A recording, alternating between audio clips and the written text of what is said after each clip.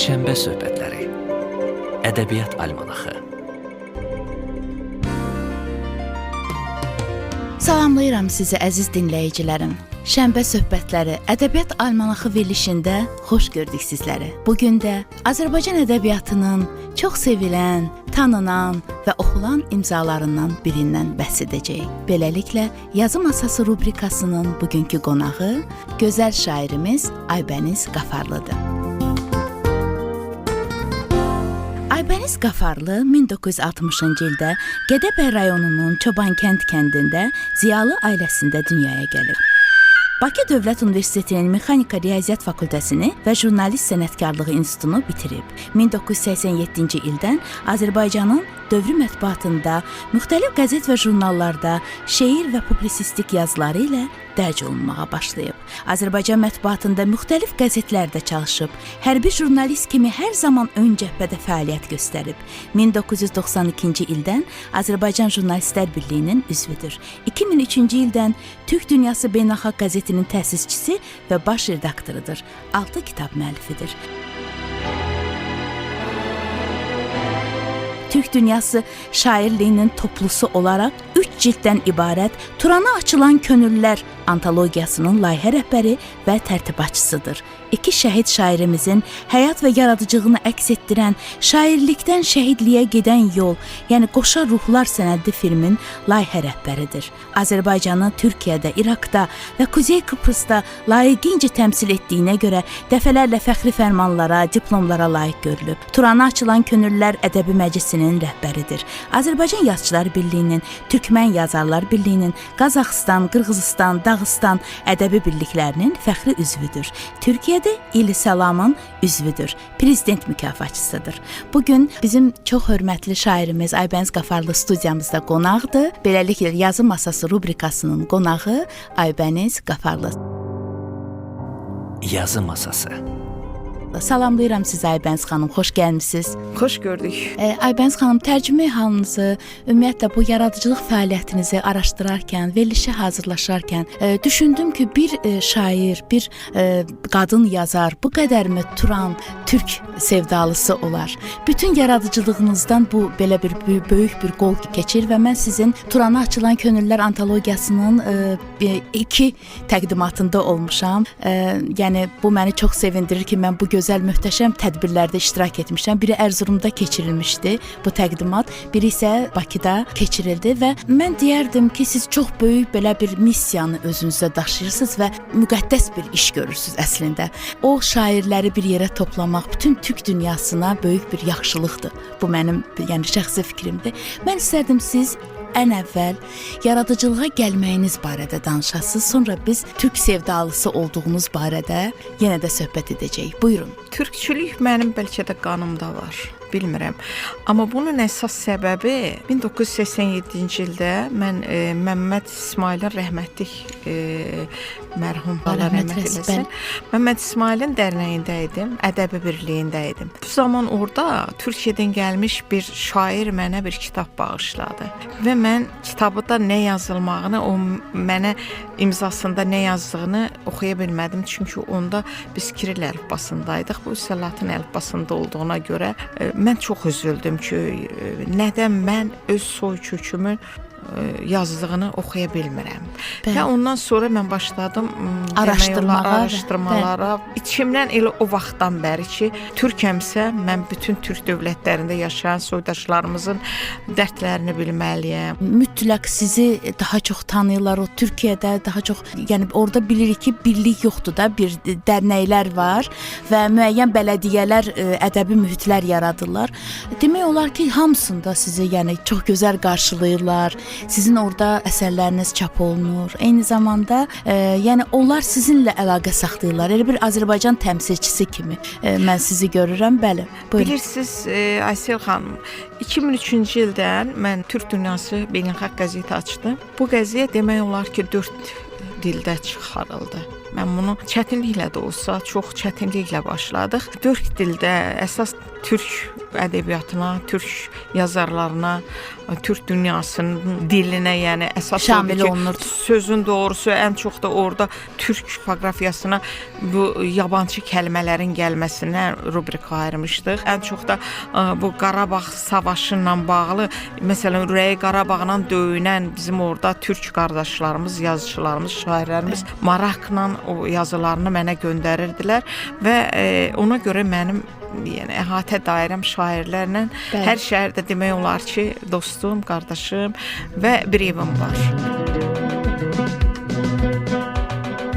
Gözəl valideynsiniz. Mən sizin övladlarınızla münasibəti görmüşəm və yolunuzu davam edən varmı? Mən bilirəm ki, qızınız sizin yaradıcılığınıza o qədər belə incəliklə yanaşır, sizinlə qürur duyur, fəxr edir. Çünki mən onunla ünsiyyətdə olmuşam. Bəs nəvələrdən yaradıcılığınızı davam edən varmı? Övladlarımda, nəvələrimdə bilmirəm, amma qızımın ikinci oğlunda Zeyd, onda mən o yaradıcılığı hiss eləyirəm. Bu yaxında sizin son kitabınızın təqdimatında olduq. Çox möhtəşəm bir kitab idi. Hətta orada olan şeirlərə gözəl bəstələr də bəstələnib. Mən istərdim ki, bax, indiki Azərbaycan ədəbiyyatı, müasir Azərbaycan ədəbiyyatı sizi bir gözəl şair kimi, illərin şairi kimi, artıq bir ömür yolu keçmiş şair kimi necə qane edirmi? İstedadlısı da olub, istedadsızı da olub. İnsanların ürəyini qırmaq da olmur. Onlara bir balaca mən görəndə ki, hardasa bir çınqı var, bir balaca qığılcım var. Onu sözünə söndürmək də olar, onu alovlandırmaq da olar. Əgər bu qığılcım varsa da mən niyə onları söndürməliyəm? Mən onu ruhlandırmalıyam ki, o öz üzərində işləsin. Bugünkü günümdə mən çox minnətdaram məni tənqid edənlərə.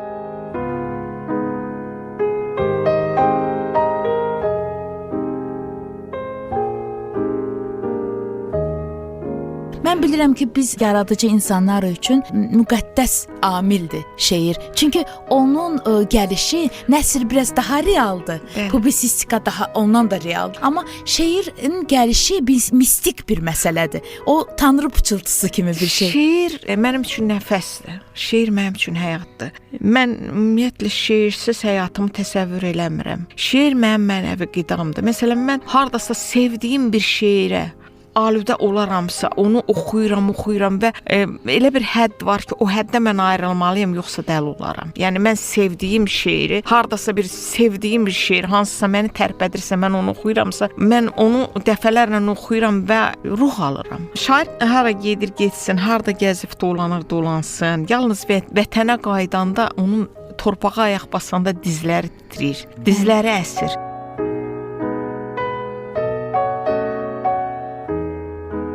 Almaniyada oldum, 94-cü ildə getmişdik. Oranın təbiəti də gözəl idi, o qədər gözəl, təmiz bir şəhər idi ümumiyyətlə. Amma mən elə bilirdim ki, oranın quşları da başqa bir dildə oxuyur. Mən yəni qala bilməzdim orada. 3 aylığa getmişdim, ay yarıma qayıtdım, ağlayırdım Azərbaycan üçün. Mən Laçına bir şeir yazmışdım ki, mən Laçınla qovuşanda bu şeiri oxuyacağam. Buyurun, eşidirəm sizi. Qismət elə gətirdi ki, bugün burada oxuyuram bu şeiri. Buyurun. Həsrətindən qor almışam, qovuşmağa gəldim Laçın. Sənsiz keçən illərimi danışmağa gəldim Laçın. Gül çiçəyin tumarlayım, sığal çəkim başına mən. Qurban olum nəfəsinə, torpağına, daşına mən. İllər bizi ayırmışdı, tamarzıydıq bulağına. Dağılmışdı yurt yuvamız, gələnmirdik qucağına. Bu dağ, dərə, yaşıl meşə yuxumuzdan çıxmırdı ki. Həsrətindən göz yaşımız sellənirdi, axmırdı ki. Bu yolların, bu izlərin sinəsindən keçənmirdik. Zümzüməli bulaqlardan bircə udum içənmirdik. Qovuşmağa gəldim Laçın, qoynuna al, saxla məni. Gözlərimi sildim Laçın, anam tək qucaqla məni, anam tək qucaqla məni. Araz axar minilər, dəstə dəstə güllər. Araz axar minilər, dəstə dəstə güllər.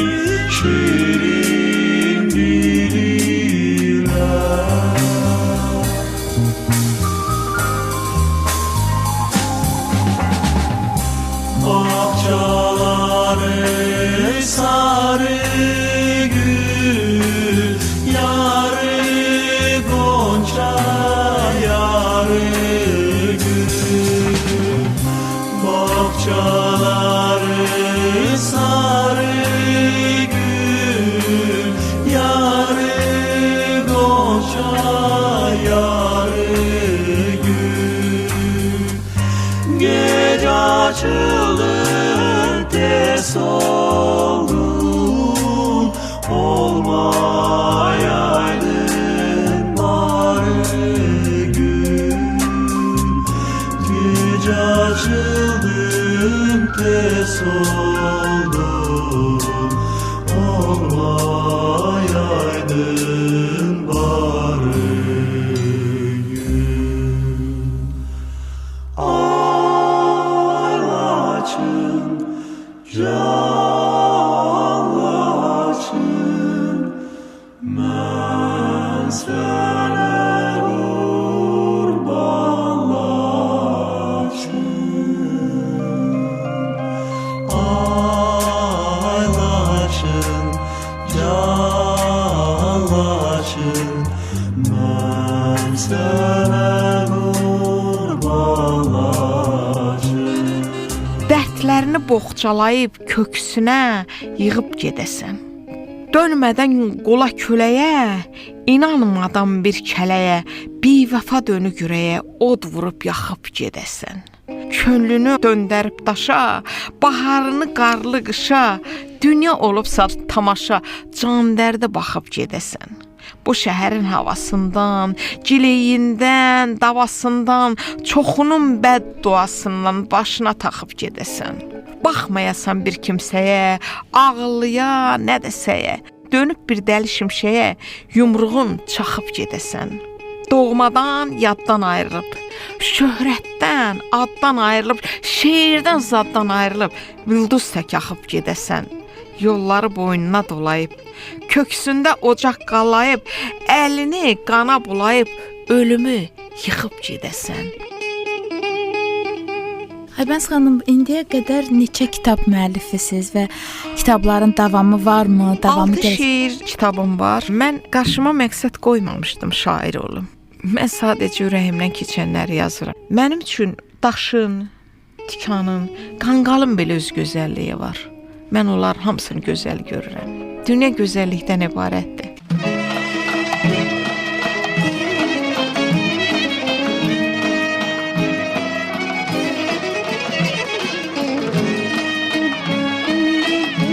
Çox sağ olun Aybəniz xanım. Bu gözəl müsahibəyə görə mən sizə minnətdarlığımı bildirirəm və sizə yaradıcılıq uğurları arzulayıram. Yazın, yaradın. Siz bizim Azərbaycan ədəbiyyatına gərəkli imzalardan birisiniz. Çox sağ olun. Çox sağ olun Aysiyə xanım.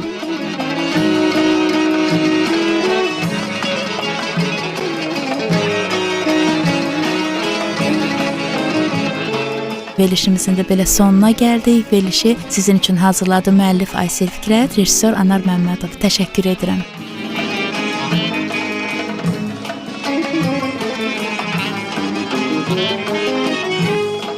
Dərinələr ulu yaşım, mənim dünyam, mənim dünyam.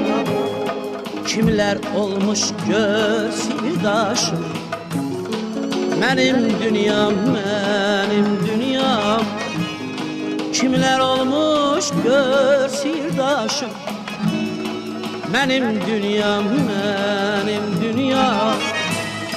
Nizaminin öz alemi, Füzulinin söz alemi, Nəsiminin yüz alemi.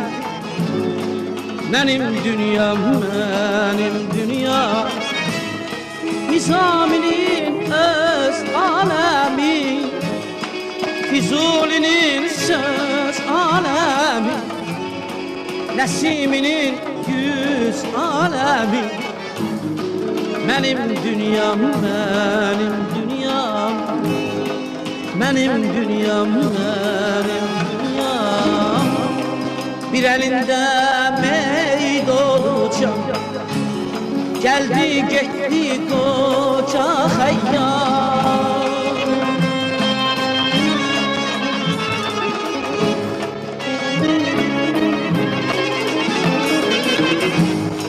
Bir əlində meydolcam, gəldi getdi qoca xəyyam. Mən də sənə bir qonağam, mənim dünyam, mənim dünyam. Mən də sənə bir qonağam, benim dünyam, benim dünyam.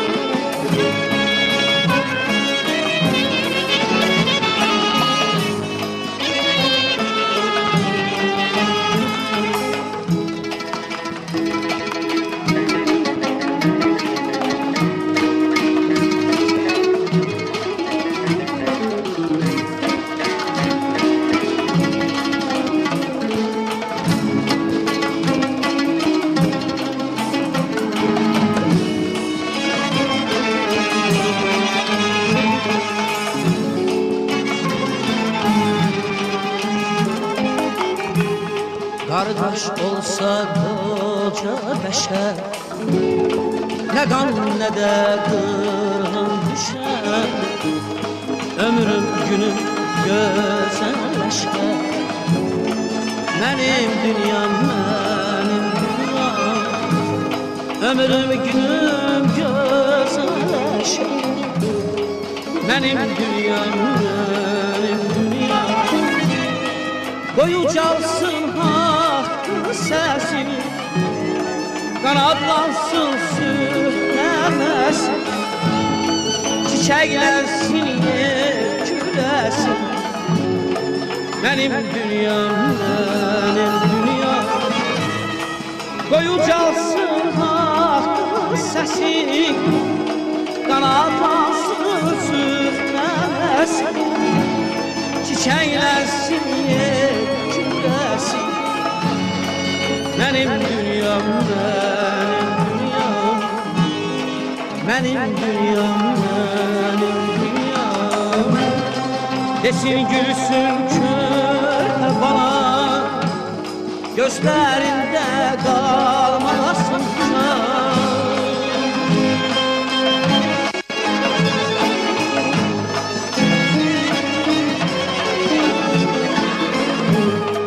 Desin gülsün körpe bana, gözlerinde kalmasın can.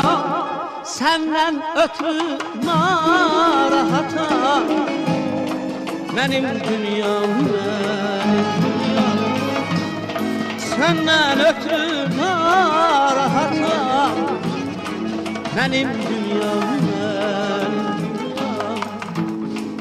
Benim dünyam, benim dünyam.